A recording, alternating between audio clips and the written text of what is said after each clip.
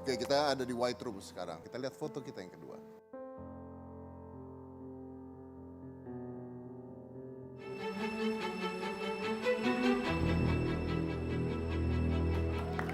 Itu ada 2 orang.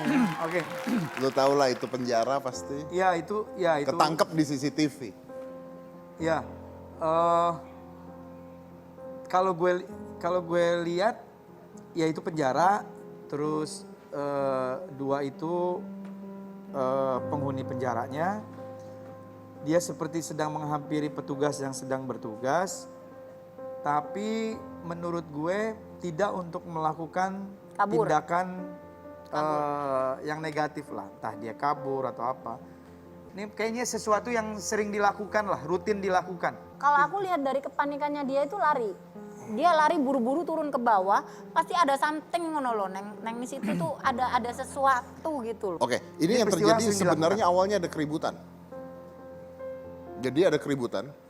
Ada narapidana 3 orang itu bikin keributan, gedor-gedor pintu di penjara karena mereka mau keluar dan mereka teriak-teriak memanggil deputi. Itu deputinya yang tidak sadarkan diri dan mengalami pendarahan hebat di lantai. Untuk menyelamatkan petugas penjaranya. Oke. Dan mereka dapat penghargaan luar biasa dari kepolisian setempat. Kita putar video fullnya dan keterangannya coba. And opening one of the cell doors, wobbling to his feet. Inmates rushed to his aid and radioed help. 3 Mark. Officer needs help. Jail staff arrived in seconds to help the deputy. The inmate's heroic story gathering over 115,000 likes. As hero. Oke, jadi pahlawan dia. Jadi pahlawan. Itu petugas sakit. Kayak pendarahan, gua nggak ngerti juga tapi kayaknya sakit lah, intinya sakit lah. Kalau gue lihat bahwa di sini tidak semua orang yang akhirnya dipenjarakan atau masuk penjara artinya dia benar-benar orang yang sudah tidak bisa melakukan sebuah kebaikan gitu. Iya. Ini kan Itu kan tujuannya supaya dia baik di situ kan. iya, ini kan ketika dia tetap manusia, ternyata ketika sebuah keadaan seperti itu Jiwa kemanusiaannya muncul. jiwa kemanusiaannya muncul dan luar biasa. Kita lihat gambar berikutnya. Nah, ini bagus nih. Gue suka sama nih gambar. Sesi foto berbeda transportasinya gitu. Maksudnya modelnya. Membandingkan kendaraannya maksudnya? Bukan kendaraannya yang perempuan itu yang sebelah sini itu kayaknya yang kecil di depan, gede di belakang. Kalau Oh, yang itu satu gede di depan, kecil di belakang. Iya Ada 2 betul. jenis sepeda yang berbeda. 2 jenis yang Ya. berbeda. Anda cuma sampai situ pikirannya Mbak Ino, membedakan kendaraan orang. Kan, maksudnya dia mungkin foto sesi kayaknya romantis banget gitu. Oh, romantisnya, lu lihat romantisnya ya? Iya, dua-duanya deh. Ya udahlah romantis lah pokoknya ya. Nggak tahu Tapi ini deh pokoknya. jauh lebih dari itu. Karena ini yang dari tadi kita bahas sebenarnya ada tadi kita pembahasan kita ada di situ. Gitu. Jadi kita lihat aja videonya.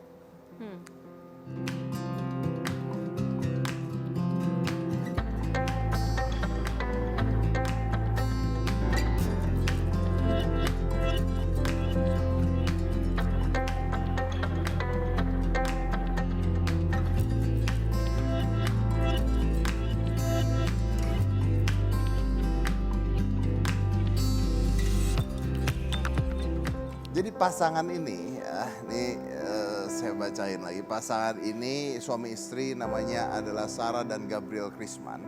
Mereka ini bukan hidup di zaman dulu, ini hidup di zaman sekarang. Tapi mereka menolak barang-barang modern yang ada di zaman ini. Ketepu. Gue pikir itu peristiwa lama itu. Iya kan? Mereka nolak barang-barang canggih, teknologi canggih itu mereka tolak. Jadi mereka tidak ada teknologi-teknologi canggih yang seperti kita pakai saat ini. Cara transportasinya, pakaiannya, alat rumah Bahkan tangganya, lampu listriknya aja perabotannya, masih lampu tetap. listriknya itu balik ke abad ke-19. Itu peristiwa sekarang itu. Peristiwa sekarang di mana artinya mereka juga menolak sosial media. Pernah tidak berpikir untuk lepas dari semua teknologi canggih bahkan sosial media dalam hidup kita? Gue pernah berpikir, ini kan sekarang semua sudah ada di sini. Ya. Ya, apa yang nggak bisa kita lihat, kita bisa saksikan dari handphone ini. Kita bisa komunikasi, semuanya bisa di sini. Cuman kadang akhirnya tanpa kita sadarin, dan gue ngerasa ini akhirnya sudah Tapi itu terlalu menyita hidup lu loh. mengambil mengambil kehidupan kita. Tapi aku pernah puasa sosmed 2 hari. Terus rasanya gimana dong? Maksudnya puasa sosmed itu Enggak, puasa handphone. Jadi aku bener-bener nggak megang sama sekali. tidak megang sama sekali selama 2 hari, dan itu anak bingung, suami bingung, aku juga bingung, keluarga juga bingung, karena di samping aku Maaf, benar-benar kalau Anda puasa sosmed, anak, suami segala bingung itu Anda kabur atau gimana bos? Kan lu di rumah kan? kabar namanya. jadi emang sengaja. Salah satunya adalah aku benar-benar pengen sendiri dan aku tidak mempergunakan handphone. Gitu, memang sengaja aku tinggalin handphone di rumah dan aku diem gitu. Dan aku berusaha untuk close semuanya gitu, berhubungan dengan siapapun gitu, rasanya seperti apa. Dan apa rasanya?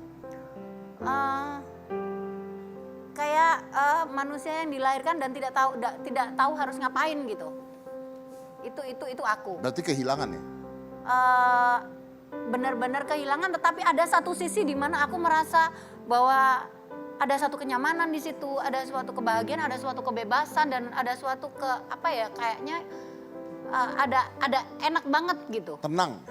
Iya, tenang. Ya di situ, aku dapetnya di situ. Cuman bingung gitu. Hidup aku mau ngapain Karena sekarang? rutinitasnya udah di sana. Betul. Oke, itu dia tentang puasa sosmed. Oke, kita lanjut ya. Kayaknya nih bocah lagi serius. Ini foto hanya menggambarkan atau ini video? It's a video. Video.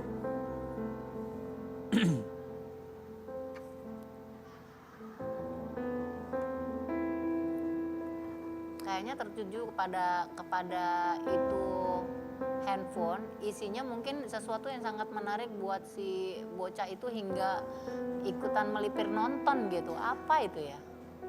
Ini di kereta pastinya. Peristiwa pertama menurut gue, cowok itu sedang melihat sesuatu di handphone tanpa memperdulikan anak kecil itu Anak ngintip. kecil itu ngintip. Itu yang pertama. Tapi gue berpikir cowok itu sedang memperlihatkan atau sedang mencari sesuatu untuk diperlihatkan ke anak kecil itu. Tapi dia headsetnya nempel di kuping bos. Iya, mungkin itu sesuatu gambar kali ya, dia lagi cari-cari itu nanti. Atau mungkin Atau langsung juga yang pertama, ya dia asik main handphone, itu anak kepo aja, anak kecil. Jadi ini kayaknya kita kalau ngeliat kan sebenarnya ada 2 manusia, 1 dewasa, 1 anak-anak dengan 2 ras yang berbeda pastinya ya. Betul. 2 ras Ya. yang berbeda. Itu dia. Yang satu lagi mainan handphone, ada seorang anak yang ngeliatin handphone dia seperti itu ya. Ya kalau kita mau kritis ini sih sebenarnya ya 2 ras yang berbeda. Ini sebenarnya level, ini menceritakan tentang level sosial. level sosial kalau kita bicaranya kritis ya. Ya, kalau level kritis, sosial ya, level betul. sosial. Oke. Ada kesenjangan. gitu ya. Sangat.